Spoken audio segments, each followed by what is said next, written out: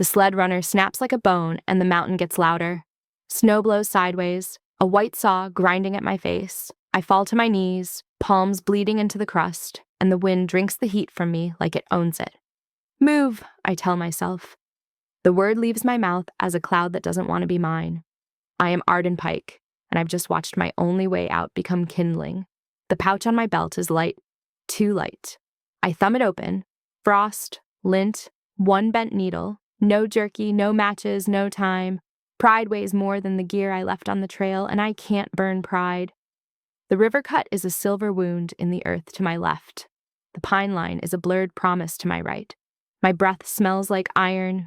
My fingers tingle past pain into that soft, deceitful warmth you get before the cold decides you're done arguing. Tracks stitch across the drift. Boots, not mine.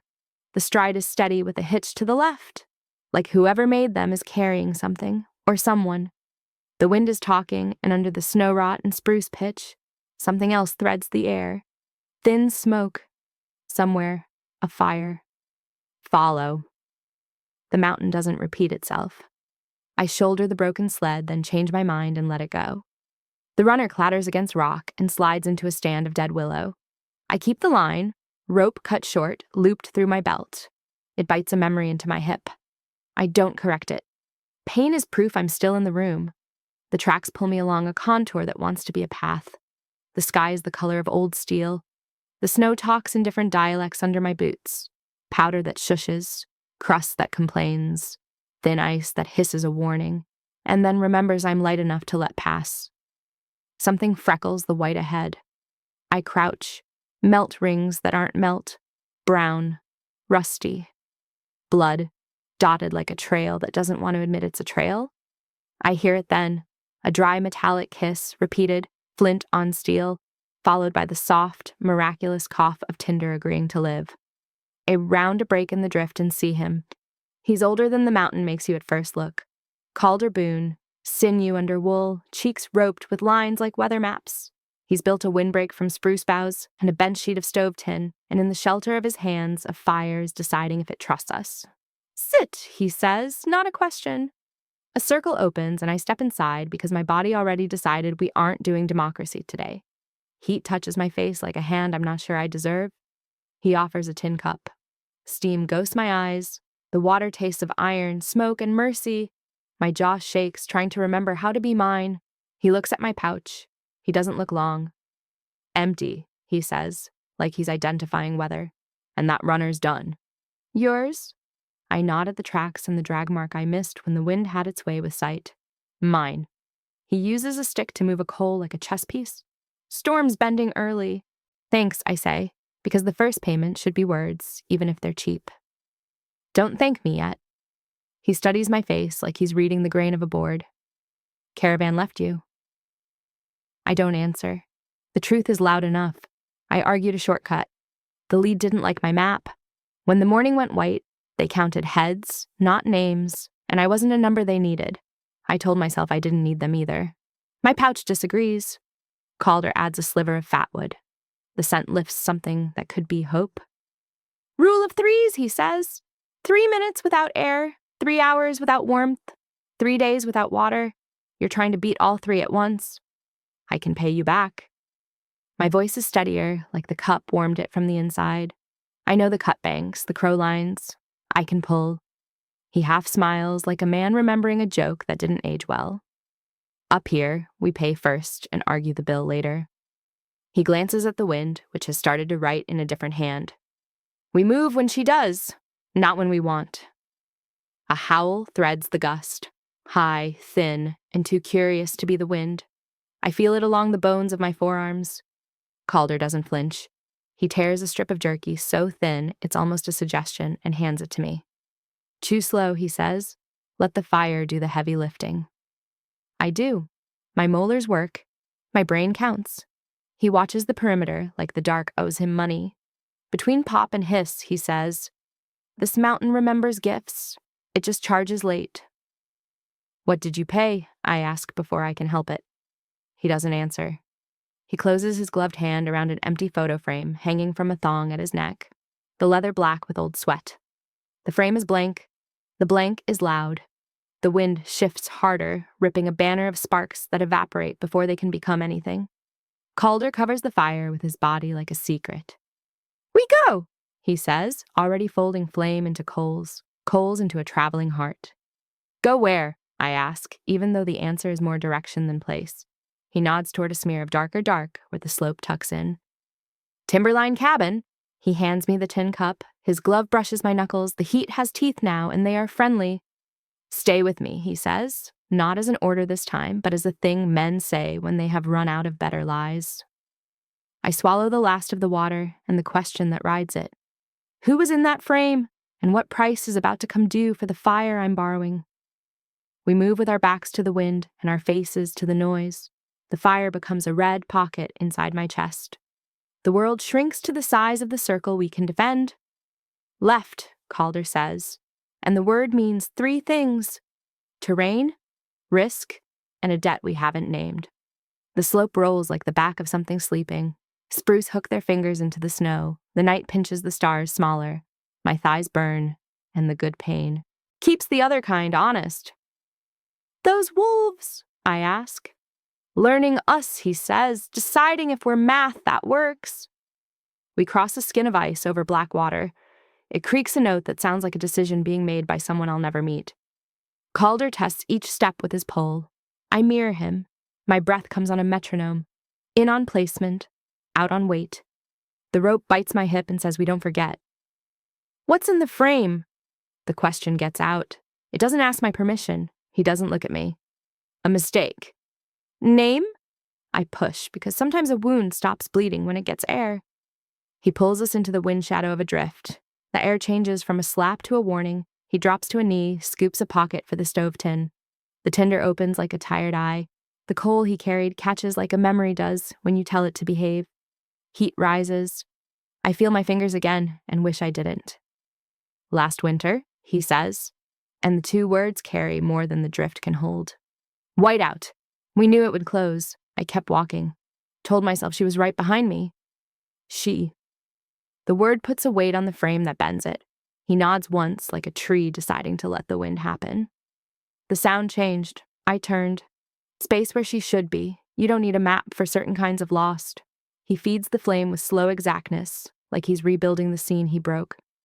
I thought the mountain wanted me to prove I could. It wanted me to prove I couldn't. We don't look at each other. The fire looks at us. "Why share with me?" I ask. "Why not walk?" "Because walking is expensive," Mahi says. "And you look like someone who's counted bills." He passes the cup. The steam smells of spruce tea and a kinder life. I drink slow, let heat paint the inside of my chest with a thin varnish of courage. He stows the coal. The night inhales. Somewhere, ice throws a sentence at the far bank and it comes back shorter. The wolves announce themselves again, this time lower, closer, not a circle yet, a line, curious, ambitious. Calder takes a flare from his belt the way a man takes a prayer from a pocket. Seldom, and with a private math behind it. "We don't want to teach them stupid lessons," he says, "but we don't want to be polite either." He cracks the flare. Red day explodes out of the night and the trees jump. The snow lights up skin deep and the world gets edges again. The wolves blink where the dark ends, yellow coins with patience stamped on them. They accept the boundary. For now, we move. My legs find a rhythm that feels like a language I used to speak better.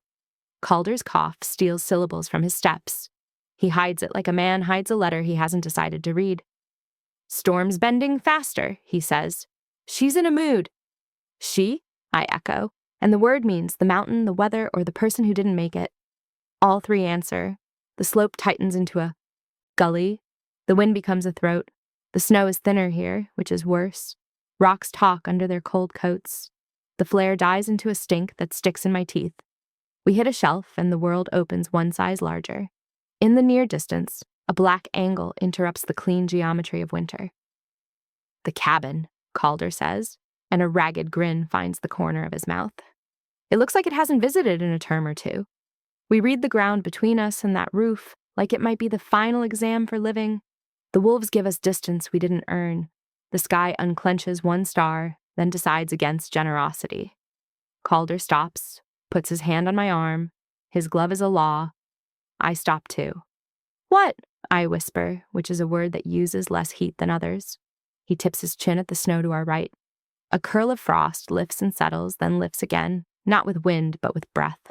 Something big lying just under the white, not sleeping, listening. Detour, he says softly. How big? Big enough that we don't test it tired. We ease left. The snow over the thing sighs, offended. It doesn't rise. Whatever it is, it has already eaten. By the time the cabin is a shape and not a wish, my calves are lit wires. My jaw aches from clenching, and Calder's cough has a wet edge that scares me more than eyes in the dark. He leans on the pole a hair longer with each placement. He thinks I don't notice. I notice for both of us. We reach the stoop. The door is a slab of winter with iron ideas. I put my shoulder to it. The wood answers with a groan like a ship. Something inside scrapes once, like furniture remembering feet. Heat breathes at us through the seam, the faintest animal exhale. Calder lowers his head, like a man at a grave or a gate. Easy, he says. I draw back to hit the door again, when a voice from the other side, small, hoarse, impossible, says, Who's sharing fire tonight? The door speaks first. The mountain listens with its hand on our throats. Calder's eyes flick to mine. We could be wrong about a lot of things, but not this. There's someone on the other side who knows the code. Friends, he says, the word as flat and careful as he can make it. Cold ones. I add. With a coal that wants to live, because up here passwords are verbs. The latch resists, then remembers a warmer day and gives. The smell that hits is old smoke, wet wool, and a faint sweetness that makes the back of my tongue rise. Canned peaches, maybe, from summers that used to exist. A lantern skims the room with a weak amber and finds a face. She can't be more than 16, wrapped in a parka that was a bigger person once. Her cheeks are the kind of raw that says, the wind has been eating for both of you. Her eyes cut back and forth between us and the world she's guarding, and I see the thing that kept her alive. She expects to be disappointed, and she acts anyway. Close it, she says. Heat's a rumor, and I'm not killing it to be polite. We step inside. The door shoves a last handful of cold up our backs and then sulks shut. The cabin is one room and several stories. A pot-bellied stove shivers, doing its best. The girl's hand is on a hatchet. The other is on a ledger book.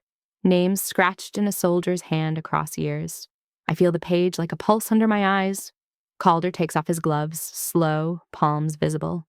Name's Calder Boone. This is Arden Pike. She nods like the names are units of measure. Lena, don't take the bunk on the right. Board split. You'll fold like a bad plan. Wolf voices peel down the draw, harmonics of hunger. Lena doesn't flinch. She checks the damper, adds a thin split. The stove's exhale fattens a little. You alone? I ask. Not anymore, she says, and there's a bruise under the words I don't look at. I waited for my brother after the storm. He went for help. The mountain asked for a receipt. Calder puts his weight against the wall like it's a friend. The cough he's been carrying climbs out of him. It's wetter, meaner. He disguises it as a laugh and fails. Lena's eyes find the frame at his neck. She reads it the way the snow reads our steps. You owed somebody, she says. Now you're making payments? Trying, he says. We work without announcing it. I fix the split bunk with a wedge from the sled runner I refuse to abandon in my head. Lena trues the hinge with a nail pulled from a dead shelf. Calder shows me a way to bank the coals so they'll survive our mistakes. We have 1 can of peaches, Lena says, like she's dropping a treaty and a threat. We eat it when the sun comes back proper, if it comes back proper. Copy, I say. I'm already cataloging 2 blankets, one with more holes than fabric, 4 candles, a rusted saw, a coil of wire, a hope that hasn't stopped breathing yet. Calder sways in that way men do when they're deciding between pride and the floor. I step toward him and he's suddenly smaller than the fire. His hand touches my sleeve like he's reminding himself I exist. Stay with me, he says, and this time it isn't strategy. It's a request from the narrow part between one breath and the next. We need heat in him now, I say. Stones, tea, whatever passes for sugar. Lena nods and moves with a competence that makes me want to live. We cycle stones through the stove, wrap them in cloth, stack them like hearts around Calder's chest. His eyes wash in and out. He reaches for the frame, then thinks better of it. Tell me, I say quietly. Tell me the last thing. He closes his eyes. Dawn, he whispers. I'll do it at dawn. Outside, something heavy rubs against the cabin wall, like it wants to be included. The door shifts a hair in its frame. Lena sets the hatchet down with all the care you'd give a sleeping child and points to the ledger. Read it, she says to me. If you're going to add your names, you should know what company you're keeping. I open it. The first line is from a year when the ink was braver. The last line is yesterday, and it's a name I don't recognize. The space below is white as the world outside. As Calder's breathing evens into a truce and the wolves test our walls, I stare at that empty space and wonder which price gets written there by morning. The secret in his frame, the brother in the storm, or my own name, paid in full. Lena's palm seals my mouth before my eyes understand the dark. Don't breathe loud, she whispers, hatchet already in her other hand. Outside, something drags a slow circle in fresh snow. Pads first, then a crunch that isn't animal. I slide from the bunk. The cabin boards sigh the way tired people do when they think they're alone. The stove ticks. Creosote stings the back of my throat. Calder lies bundled under the blanket, a stone wrapped in steam, breath shallow and getting ideas about leaving. We kill the lantern and let the room thin to stove light. The orange heart licks iron. Every pop sounds like a decision. Lena points to the door seam. Powder sifts inward, then stills, then lifts again as if the night is sniffing us. Wolves pace out there. I know their cadence now, curious, patient, the math of hunger. But this other sound is wrong. A flat human weight compressing snow after the pads pass. A boot stepping inside paw prints. Learning our circle, learning our heat. Lena edges the ledger toward me with her knuckles. The book is scarred, the leather thinking of giving up, but too proud to be the first to say it. Names crawl across the page like tracks drying. Calder's glove had smudged our entry earlier. Arden Pike, Calder Boone, Lena. A list that pretends we're already history. Write again, she whispers. Ink the line. Names are boundaries. I dip the nub of pencil, press until the page dents. Arden goes down dark, and I feel the shape of myself sharpen, a small fence around breath. The wind shoulders the wall. Wolves comb the eaves with sound. From the bunk, Calder murmurs a woman's name in a voice built for apologies. He doesn't know he's done it. Lena hears it and doesn't look at him because mercy sometimes means pretending to be deaf. Do we burn bigger? I mouth. Not yet, she breathes. Bright makes shadows you can stand in, but bright also advertises. Between cracks of ice outside, I smell it. The sweet metal scent of canned fruit. Memory hiding under iron. The peaches cash. It tastes like a story we haven't earned. The steps drift away. Not retreat. Recon. Whoever it is, they're mapping the room from the other side of the wall. The stove exhales. The silence that follows isn't empty. It's a canvas for fear. We wait long enough for my calves to shiver their own alphabet. Lena finally nods and goes to the door, eye to the seam, breath contained. She comes back with snow, glittering on her eyelashes like lies. Boot print on a wolf's, she says, at the threshold. I feel the hunger twist into something meaner. Wolves carry a kind of honesty you can brace against. Men bring inventions. We bank the coals, I say. Keep the rooms small. We start the quiet work. I lift the stove lid. Heat leans out and flinches at the cold. Lena slides a split in with 2 fingers like she's feeding a nervous animal.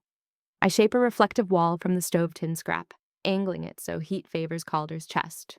He coughs, then loses the cough in a pain he doesn't want an audience for. Calder, I murmur. Drink. I tip the tin. The water tastes like nails and pine. His eyes find mine, then slip away, like the night tugged at them, and I didn't hold hard enough. Rule of 3s, he says, like it's someone else's ghost talking. We're between the second and the third. The ledger, Lena says softly, taking my mind off death with a knife of routine. What's the last name before us? I turn pages that stick to my fingers with old ash. The script thins as the years climb. The last entry is yesterday's hand. Tight. Soldier neat. Harrow. Know it? I ask. She shakes her head once. The motion says no. The stillness after it says maybe. We listen. The world outside rubs its patience on our walls. Tell me about the frame, I say. to Calder, to the air, to the debt that wakes and sleeps whenever it wants? He doesn't answer. He touches the leather thong at his throat with a thumb like he's checking a pulse. In the stove light, the empty rectangle flashes, then goes dark.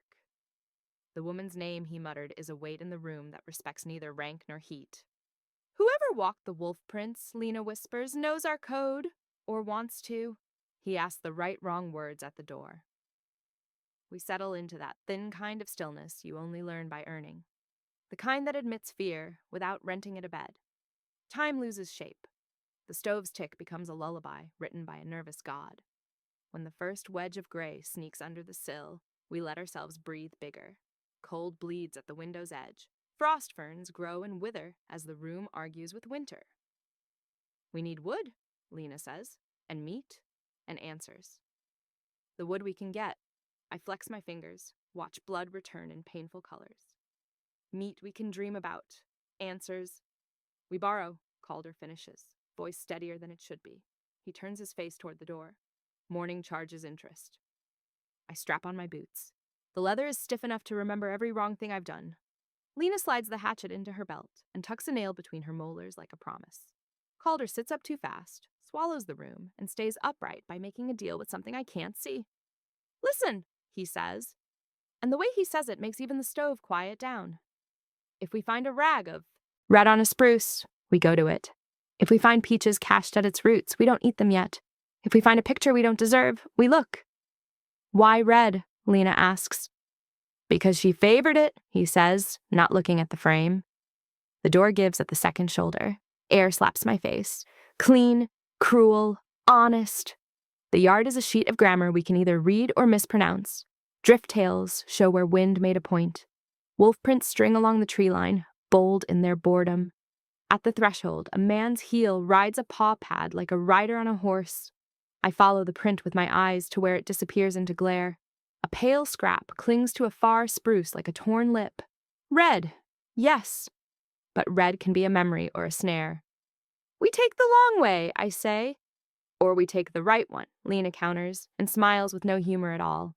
We step into the white that wants to edit us. Under the ledger's cover, my glove brushes something folded flat. A note I didn't put there. Debt is due at Timberline. No footprints on the page, no explanation in the ink. Halfway to the spruce, the stove back home dies. I don't hear it. My bones do. Heat stops arguing behind us, and the wind decides to make a speech. 3 hours without warmth, Calder says, catching my thought. Let's not test if it's aspirational. We move fast enough to be stupid, slow enough to call it strategy. The snow has changed its mind overnight. Crust sheets hide breaths of ice water that nibble at my boot seams. Spruce bark rakes my shoulder, where I lean for a second and steal steadiness. Lena leads with the hatchet backward in her fist. No posturing, just readiness. The rag is red, even when the cloud light drains the world to pewter. It flaps with small, mean pride. My chest puts on a drum it can't afford. I scan. No rabbit runs. No bird chatter. The silence is edited. Decoy, I say. Or a message, Calder says. His voice is a saw that knows it will bite no matter how careful the hand. We triangulate. Angle in from 3 sides, weights offset, so no one track makes an invitation for what watches. The closer we get, the more the smell rides memory. Peaches, yes, but also cordage tar, old wool, a ghost of wood smoke that doesn't belong to our stove. We find the cache. Pine boughs, arranged like good intentions, hide a shallow pit lined with a coffee tin and glass. Inside, 1 can of peaches with a label faded to ghosts, a roll of cord wound, neat as a thought, and a photograph singed around the edges, its missing corner bitten away by flame. Calder lifts the photo like a surgeon lifts a shard. The image is winter bright. Him younger by a decade, beard less gray, eyes the same stubborn weather. Beside him, a woman with laughter, poised on her mouth as if it might leap. Cass Wynne must be her, because the rest of the world dissolves when he says she. A third figure is there only by implication. An arm around Cass's shoulder, a torn edge where a face should live. Lena looks at me, then at him. You already knew what we'd find, she says, not accusing, just disappointed at having to be brave again. Calder puts the photo in his coat like it might teach his heart a better gait. Cass flagged food this way, Red rag means share with intention, not a trap, unless someone borrowed her code for the wrong reasons. I lift the cord. The tar scent spikes the air with shipyard memories I don't own. The roll is too neat. The knot tucks are someone's signature. There's comfort in that. Craft leaves fingerprints. Footprints fringe the cache that aren't ours. A man's boot, yes, and older, shallow ones like the memory of passing. Wolves have kept their manners here, which they only do when men tell them to or when something else at the table bears bigger teeth. Question, Lena says, watching the tree line. Do we steal from the dead to save the living? We borrow, I answer.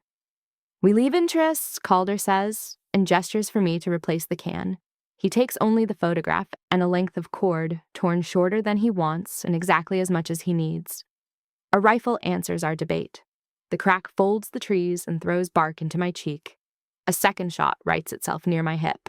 Not hunting, hurting. Down! I take Lena by the collar and fall us into the drift.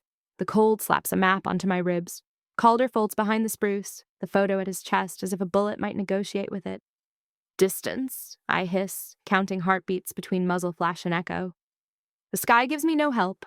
The mountain eats sound like a miser, returning only what teaches lessons. Close enough to borrow our names, Calder says. Far enough to pretend he isn't. I angle my hat brim to find a glint. A man stands 3 trees in, wearing a coat that used to love someone. His smile is wrong. It doesn't touch anything that matters. He lowers the rifle, like it's a way of saying hello. Share your fire, he calls, and the phrasing is off by a hair that could kill 3 people. I taste rust and peaches and the old habit of running. What's the code? I ask, loud enough to travel, but not invited to tea. He tilts his head like a crow, considering tinfoil. Bring the frame. My stomach drops through the snow to where the creek hisses under its ice. I don't look at Calder. Looking is confession. The man grins, pleased with a guess he believes is knowledge. We go, I murmur, smoke cover, green bough. Lena already has it. She scrapes a match the way she'd stroke a scared animal. Quick, kind, efficient. The green branch breathes bitter into the cold, a rolling wall that makes distance even when feet don't. We retreat along our own incoming tracks. Bad form, good speed. Then cut hard left where the ground wants to teach ankles humility. The third shot grazes the smoke, disappointed. We make the last rise before the cabin on nerves and the promise of heat. The stove inside has lost its fight. I feel it even with my eyes on trees. We scramble the door, haul it wide, and herd the warm nowhere into the room. The fire waits for apology and gets work instead. We build like thieves and pray like mechanics. Calder sags. His body signs a truth his mouth cannot afford. Blood freckles the snow from his lips, bright and arrogant. Sit, I tell him, using his word with interest. Now. He tries on a smile and loses the fit. Steam ghosts the window, then dies. The stove draws like an old lung. Calder shakes once, twice, then forces stillness onto himself like a man ironing a shirt with his hands. Tell me now, I say, because bargains with dawn go bad when night hears them. He looks at the ledger instead of me. Lena watches the seam of the door like the wrong smile might seep through it. The hatchet rests in her lap, edge oiled with candle soot, sharp, disguised as dirty. Cass win, Calder says, and the name pours heat into the room and steals it the same second. We flagged a cache at the timberline and promised to meet there if the whiteout turned mean. It did. I told myself she followed. I told myself I moved faster to break trail. He coughs. The cough answers with red he pretends not to see. The third figure in the photo, I ask. He rubs his thumb over the frame like it has a splinter. Harrow, her brother.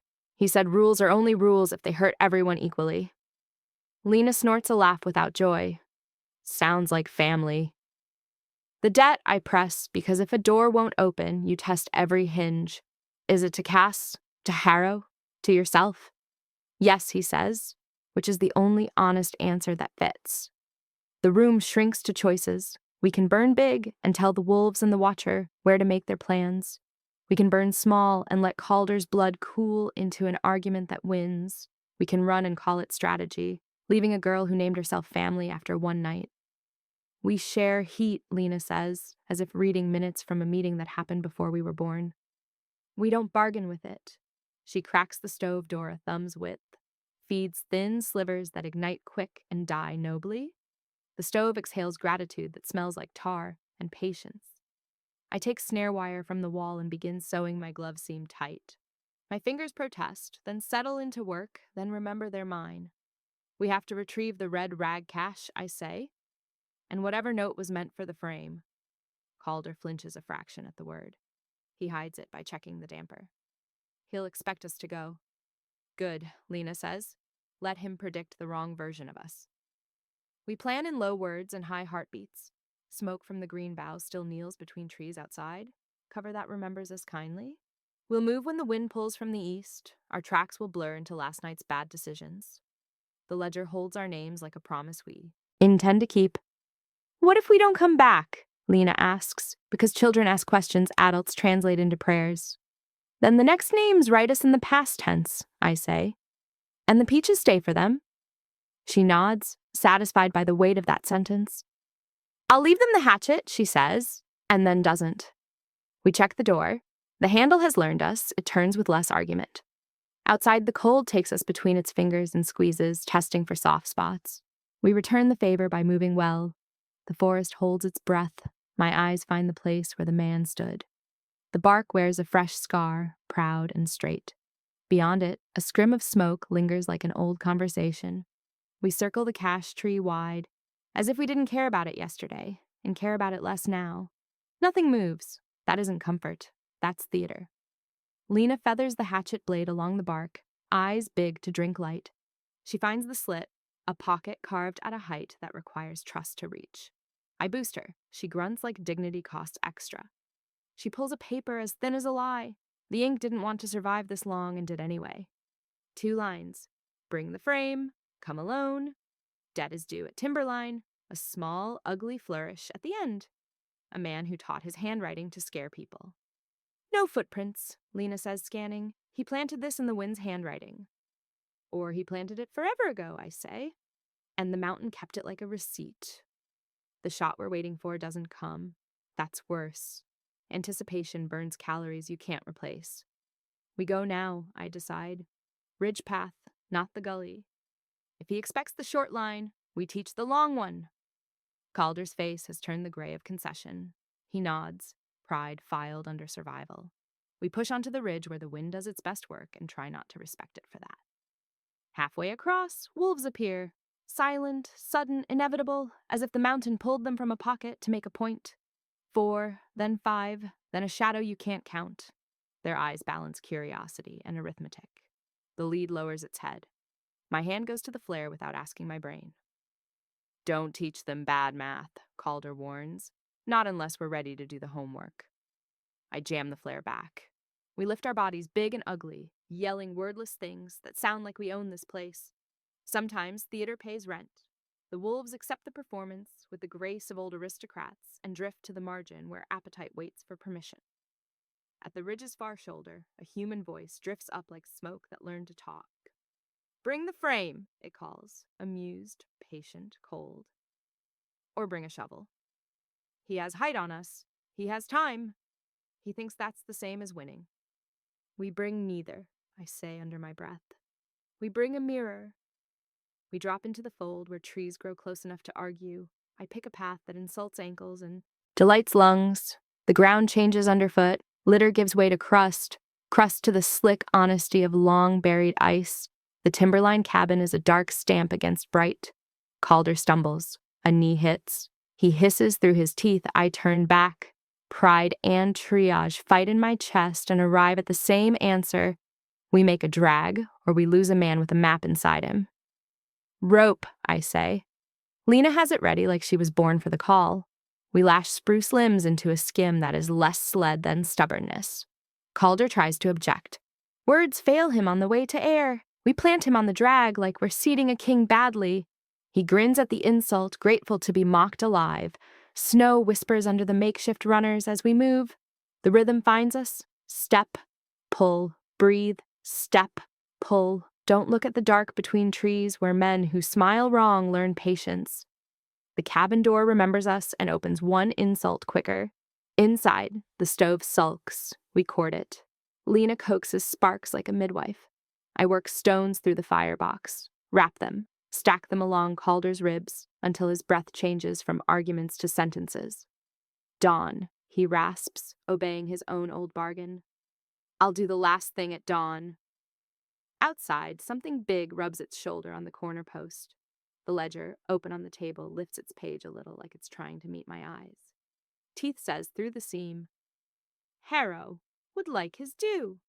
The polite knock is worse than the rifle. Wolves don't knock. Wolves don't learn your language to make you doubt your own. Don't open, Lena mouths, hatchet low. Her eyes are dry. The fear has already formed callous. Share your fire, the voice says, all the notes correct except the one humans hear in bone. The right way. Calder tries to stand, and the room vetoes him. I set a palm on his shoulder. The heat in him is a kind of appeal. He gives me the smallest nod, the kind men use when they have decided to be outvoted by someone who cares.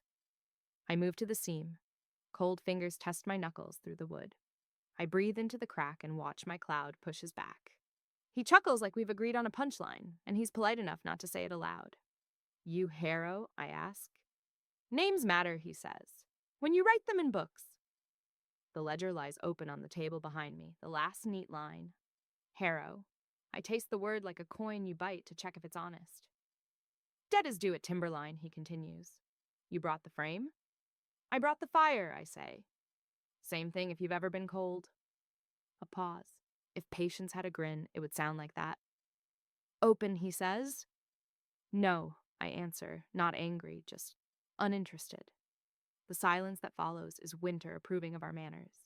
He taps the door with a finger. 1, 2, 3, a rhythm old men use when remembering music. Then he leaves, his feet learning our yard the way wolves learn a river mouth. Lena doesn't exhale. She just rearranges the air in her lungs. Harrow is the name you said, she tells Calder, not asking. He nods and picks up the frame. It sits wrong in his hands, too light for what it holds. He undoes the thong with careful thumbs and finally opens the thing we've let lead us by refusing to look. Inside, not a photograph now, but a map scrap stained with sweat and time. Cass's pencil, thin, precise, has drawn a route to a branch of creek that doesn't quite exist on my chart. Beside the line, in her hard, hopeful block letters, if you leave me, leave a fire. If you love me, wait. Calder shuts his eyes, then opens them because punishment should be endured awake. I left a fire, he says. I didn't wait. Then the waiting is what you owe, I say, because even debts accept creative payment. Lena traces the map with a nail. This creek fork, she says, is the one that sings in wind from the east. I sleep to it. I know where it split its bank last thaw, and didn't tell anyone because the mountain didn't ask me to. Can you take us? I ask, feeling the risk climb my spine hand over hand. I can, she says. Should I? The stove throws a spark that bites the floor and dies of loneliness. The wolves outside move like punctuation in a sentence that doesn't want to end. We go at blue hour, I decide. We move while light doesn't know which team it's on. We leave a ledger line no one confuses.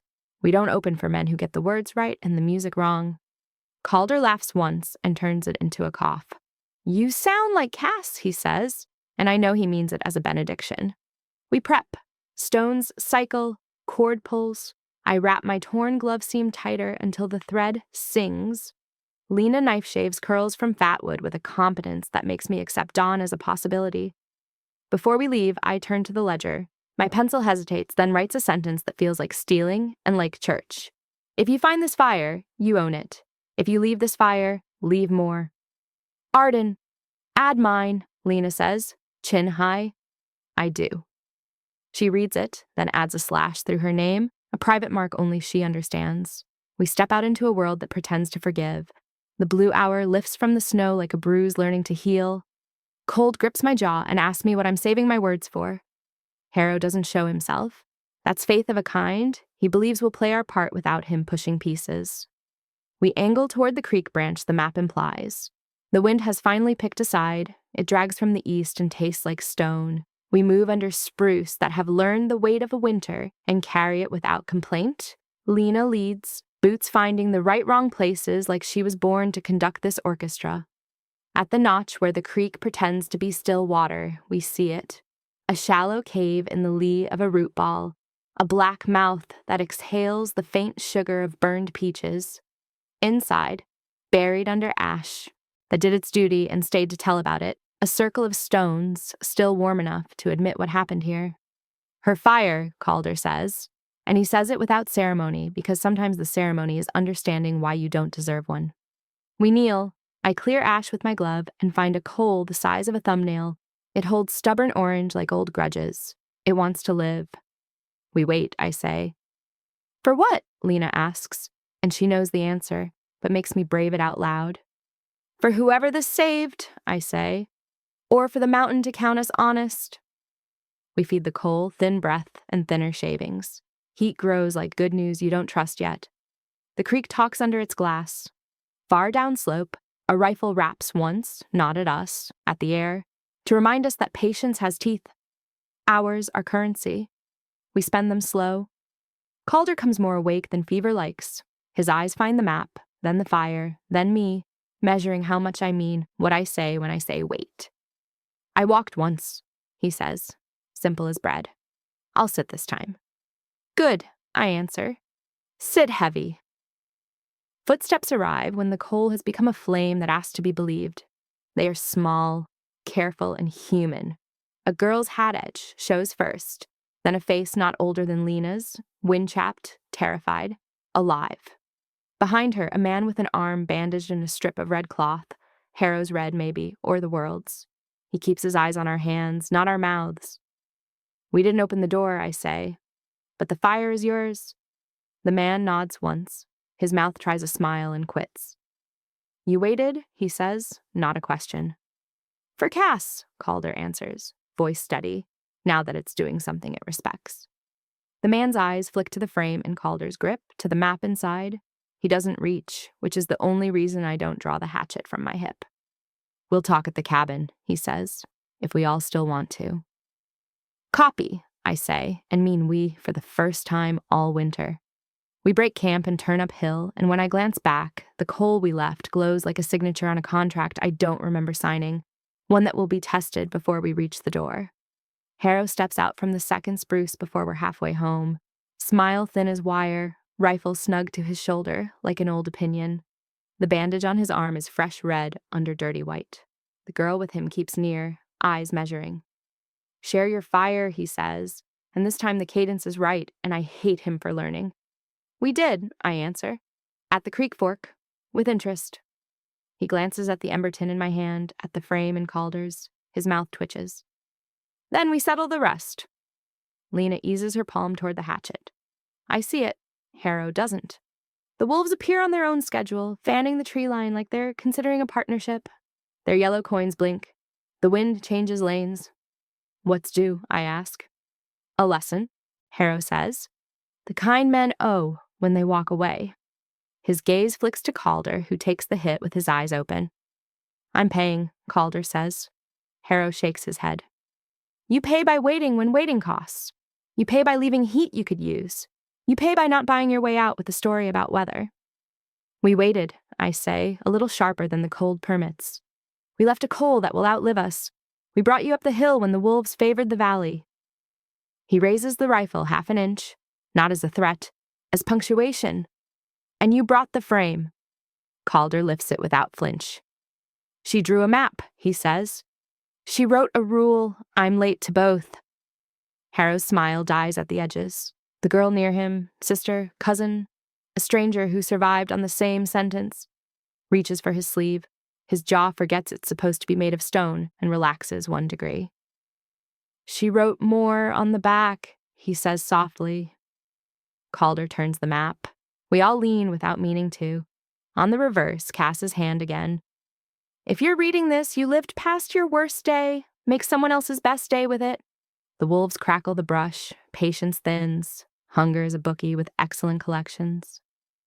We can settle old math, Harrow says, eyes on Calder, or we can teach a lesson forward.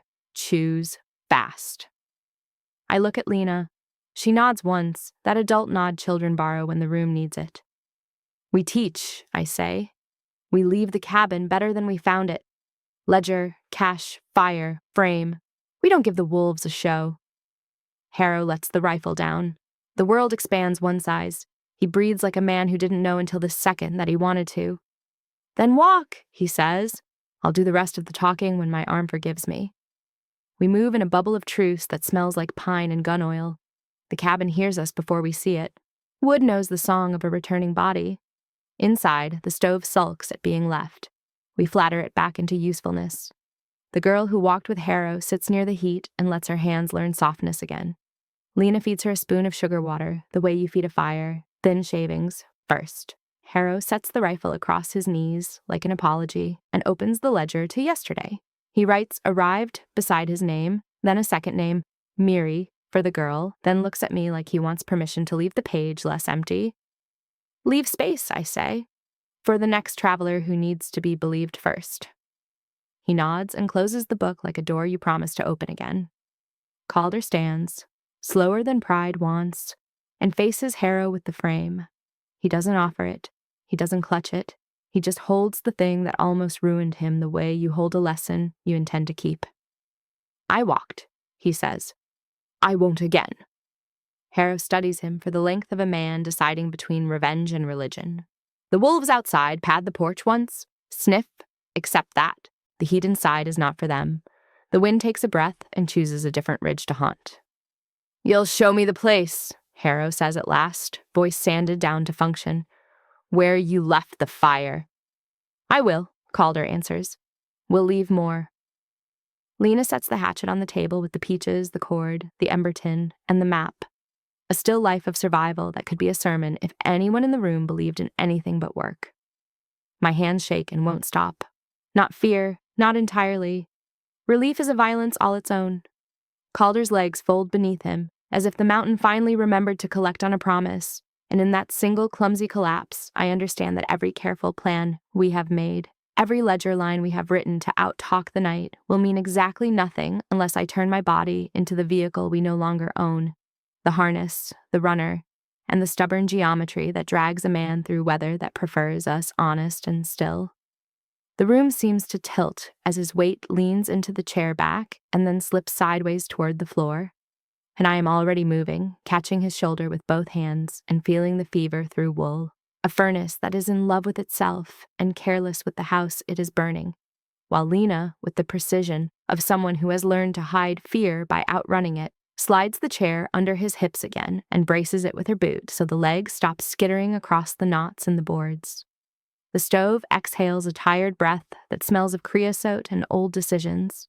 And Harrow, who has spent a lifetime choosing between confession and control, watches our small storm without intruding on it, the rifle at rest across his knees like a history he knows how to carry and set down when it matters. I tell myself that this is not the hour to make peace with limits. That muscle is a kind of currency. If you spend it fast enough, that the door is only a rectangle of pine and iron, but also the mouth of a world that wants to simplify us into yes or no, and that I have always preferred sentences that refuse to end where they are supposed to.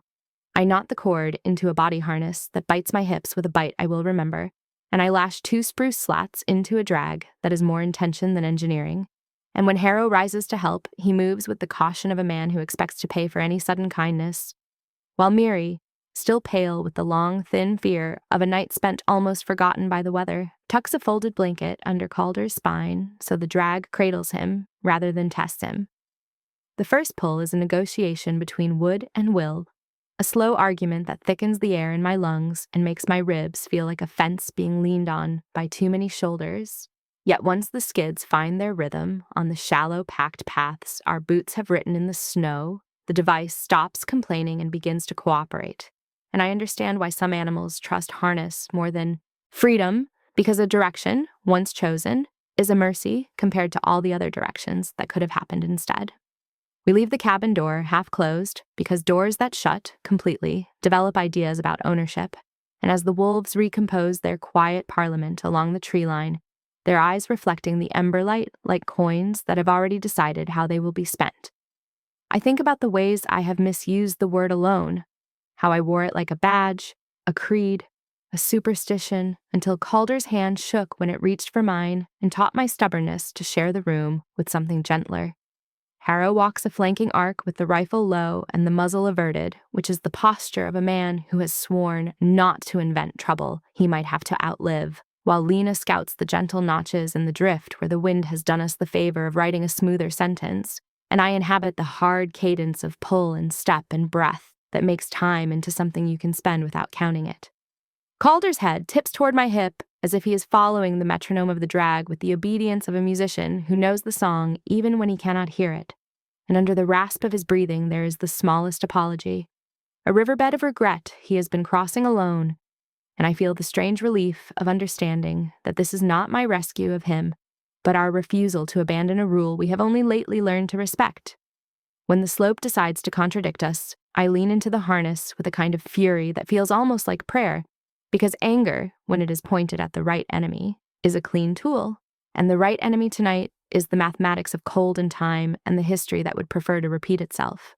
By the time the cabin receives us again, the lint of snow on my collar has melted to a wet ring, and my forearms are full of a music that hurts in a way I can catalog, which is its own gift.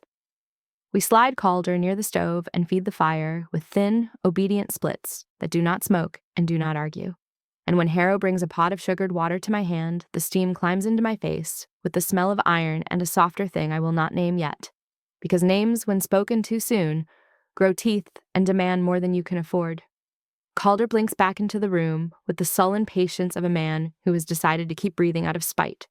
And I tell him, because truth always buys more than comfort in a place like this, that I cannot carry him farther without breaking something needed later, which is why we will rest now and move at the edge of dawn when the snow is truer underfoot. Harrow closes the ledger with a care that feels ceremonial and sets it beneath the tin cup as if the weight of the cup could persuade the page to stay warm. And Lena, who has begun to treat every object as a recruit in a small necessary army, polishes the hatchet's cheek against her sleeve until the steel is a small crescent moon, bright enough to remind the room that choice is not a luxury, but a muscle you train. When the wind drops for a single held breath and the roof timbers creak the way old ships creak when they remember storms that gave them their names, I tell myself that strength is not the absence of tremor, but the decision to move while trembling. As I settle the hot stones against Calder's chest and feel his breath learn their tempo, a careful scraping finds the door again, not a knock this time, but the patient scratch of leather on wood, and a folded square of paper slides through the seam and rests against my boot, the ink on its face shining with a wetness that says, "The message is new, and the messenger confident. At first light, bring the frame to the ridge alone, or the wolves will not be the worst thing you meet." The note lives in my palm like a hot coal that refuses to admit it is only paper, and while the cabin takes another long, slow breath that smells of wet wool, pine smoke, and the exhausted sweetness of peaches we still have not earned, Calder's fingers, which have been making unconscious decisions in his sleep, bind my sleeve and close with a grip that belongs to a younger, harder hour of his life, and in a voice that threads apology through authority, he says the 3 words that turn rescue into a contract: "Stay with me." There is an arithmetic to refusal that might impress a courtroom, but there is a more immediate mathematics to the heat that climbs and falls inside another person's chest when the mountain has decided to tax them without mercy, and it is this second mathematics that keeps me by the stove, that brings my hand to the kettle, and then to the folded cloth that will carry warmth into the places where fever has been hoarding it, that lengthens my sentences, because short words feel like betrayal in a room where breath is earned, one molecule at a time. I set the stones, not hurriedly, but with the uncompromising speed of someone who understands the difference between haste and precision. And when Lena hands me the cup, her eyes sharper now that her body has remembered what it is for, I tilt the tin against Calder's lips and count the swallows, because counting is a way to tell panic that it may speak later. Harrow studies the note as if the ink has an accent he can place. And when he finally looks up, the anger he has been wearing like an old coat seems to have been hung on a peg near the door, still present, still reachable, but not on his shoulders in this minute. He says that the threat is less about wolves than about the habit men have of using the vocabulary of hunger to disguise their preference for control. And while I do not entirely forgive him for the way he tested us with rifle reports and tidy cruelty, I believe him when he reads malice like weather, and I believe him when he says that if I go alone, I will not come back with the part of myself that makes promises and keeps them. I tell him that I will not be going alone, not because I am brave enough to refuse the demand, but because staying with Calder is the answer to a question I have been dodging since the caravan decided to count coin before names, and because remaining, when leaving would be simpler to narrate, is the kind of choice that changes a person slowly and absolutely, like water deciding to become ice. The room disagrees for a moment. Tradition, pride, the ghost of Cass's map in the open frame all argue that there are debts which prefer to be collected in person. But the stove, which is the only law that matters tonight, pops a resin pocket with the dry satisfaction of authority, and the argument fades. Calder, who has traveled far while staying in one place, finds the surface again and tells me in a voice that is both confession and instruction that the last thing he owes is not an object carried up a ridge, but a posture learned in front of a small fire, the posture of waiting in such a way that someone weaker than you believes they will not be abandoned this time, the posture of leaving a coal even when the wind will take most of it, the posture of saying, "Stay with me," and then earning the right to have said it. I feel the words settle inside my chest with the heavy, gracious finality of a key finding the lock it has been traveling toward for years. The night lengthens into that strange, elastic hour when clocks become untrustworthy and the body finds its own metronome. And in that hour, I move through a sequence I could teach in a school if schools respected the small sciences. Turn the stones, wet the lips, measure the cough without flinching, bank the fire so it does not eat its children. Watch Lena sleep with a hatchet under her palm because even rest can be vigilant. Let Harrow take the last watch because men who have been cruel have occasionally also been exact, and exactness is useful when the dark tries to be persuasive. When the scratch of leather returns to the door and another note arrives with the same neat threat phrased as courtesy, I burn it at the edge of the stove and feed the flame the ash of the words, because there are sentences that deserve to be fuel rather than scripture. Near dawn, the cabin changes temperature not by degrees but by a timbre shift, a chord the walls have been playing all night, finally resolving upward. And in that new key, Calder's fever loosens its jealous fingers and lets his breath make a more generous shape. He opens his eyes, and they belong to him again, not the fever. And he tells me the last thing, not as a spectacle weighed down with importance, but as a tool he wishes someone had handed him earlier. That Cass did not ask him to be a hero on the night he walked. She asked him to be present and that he misunderstood because presence is a smaller, costlier kind of bravery, and because walking fast looks like courage when no one is there to point out that it is only speed. When the first pale knife of light pries at the seam of the docker and the wind pulls back as if it has lost interest in this room, a voice calls from the yard with a patience that has already decided how the story should end, asking once more for the frame at the ridge, and I answer without moving toward the threshold, telling the morning that if it wants us, it will have to step inside. And as the latch lifts on the outside, and the door decides to test our rule, I realize the next choice will define not only how we leave, but the kind of people we are when we arrive.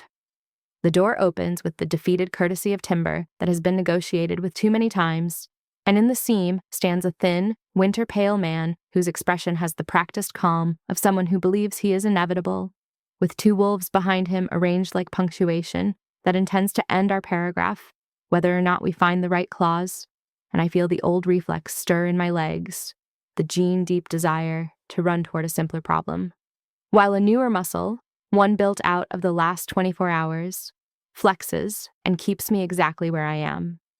Harrow reaches the threshold before the intruder can find his performative cadence, and the rifle that has preferred not to speak acquires a voice without becoming theatrical. He does not point it, which would be a statement hungry for reply, but he holds it in such a way that the conversation he is willing to have is precise and finite, the vocabulary limited to no, not now, and we are done pretending you are polite. Lena stands to the left with the hatchet turned blade in, a choice that reads as restraint until it becomes speed. And Miri, who has been leaning her whole slight body into courage for days, shifts a single step so she can reach the kettle or the ledger with either hand.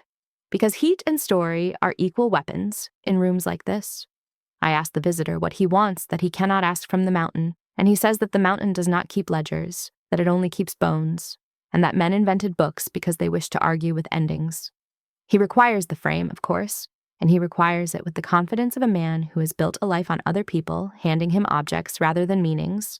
But when Calder raises the leather thong and opens the empty rectangle to show the map within, casts his fine, penciled line, and the rule she wrote on the reverse, something human passes through the intruder's face, a flicker of comprehension that people who leave fires are not weak but dangerous in a better way. And for a fraction of a second, the room belongs to possibility rather than threat.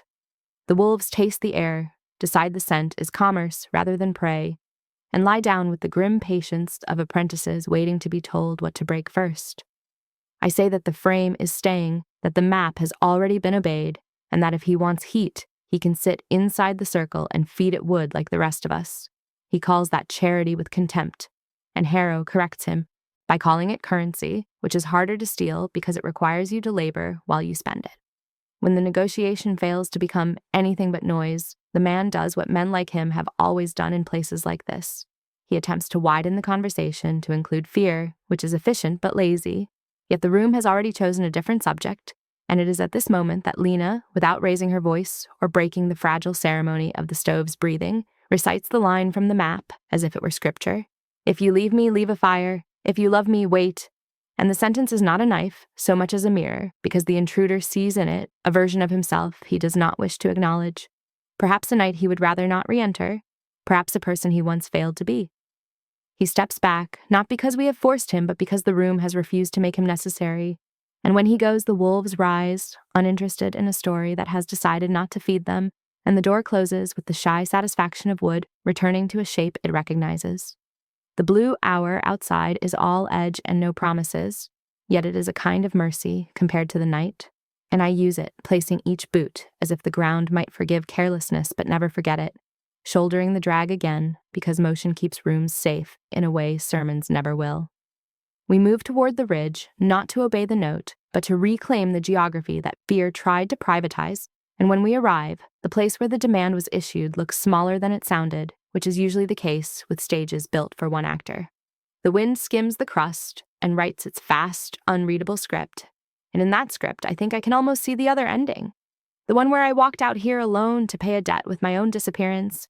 Yet the better ending is the one we are presently composing together, where we place a small tin of coals under the lee of a stone and leave it breathing for strangers, and then we turn around, because turning around is the choreography of wisdom. Back at the cabin, Calder is sitting up without negotiating with gravity, which is the kind of miracle that does not need a witness to be true, and when I hand him the frame, he does not apologize for having carried it like an altar. He simply opens it and places the map on the table as if meaning should live where eyes can find it. And then he does the last thing. He writes in the ledger, not just a name, but a sentence, a witness line where a signature would have been easier. Walked once, waited this time, left more than we found. And I, who have been hoarding words for years, as if they were food, discover that the honest ones are lighter to carry when you let other people read them. Noon leans its pale shoulder against the window, and the room warms in a way that feels earned rather than borrowed. Yet even as the comfort grows, a quiet unease rides its shadow, because the mountain, which has been generous beyond its habit, has a way of asking for proof at the exact moment you think you have finished being examined, and as the wind shifts to a direction that smells of thaw and rot and the return of difficult choices, a low, deliberate thud from beneath the floorboards suggests the past has left us one more test we did not anticipate. The sound under the floor is not the furtive scurry of small lives, but the ponderous, careful insistence of weight-seeking warmth. And for a startled heartbeat, I imagine ice itself learning to walk. Yet when Harrow lifts the trap hatch with the bored courage of a man who has met worse things in worse rooms, the truth rises into the light with the smell of damp wood, an old animal, a blackened iron box, scabbed with rust, tucked among joists, as if someone once believed that value hides better under feet than under faith. We pry it free with a chisel whose edge has been waiting decades for purpose. And when the lid yields, it does so with a sigh that sounds remarkably like surrender, revealing not gold, not bullets, not the hard comforts men prefer when they plan to be cruel, but a miscellany of small mercies that have survived on the interest of other people's better days. A coil of clean cord, wrapped with a sailor's vanity, 2 candles still fat with promise, a packet of needles and wax paper, a tin of salve that smells of pine resin and animal fat, and the remembered hands of someone who knew how to soothe without speech. And at the bottom, folded like a letter that has paid to cross oceans, a page torn from a ledger with 3 names and a line written in a woman's square. Serious hand. Left this when we could have taken it. If you find it, leave more. Cass did not sign it, yet she is in the angles, in the refusal to dramatize a generosity that expected to be used rather than praised. There is a ceremony in the way we arrange the table, not religious but rigorous, a set of gestures that honor use over sentiment, because the only way to keep a place like this good is to treat objects as verbs rather than trophies. The candles trimmed and set near the ledger, where dusk will need them, the cord measured and halved so that future hands can tie 2 knots instead of 1. The salve warmed by the stove so Calder's cough does not leave him flayed.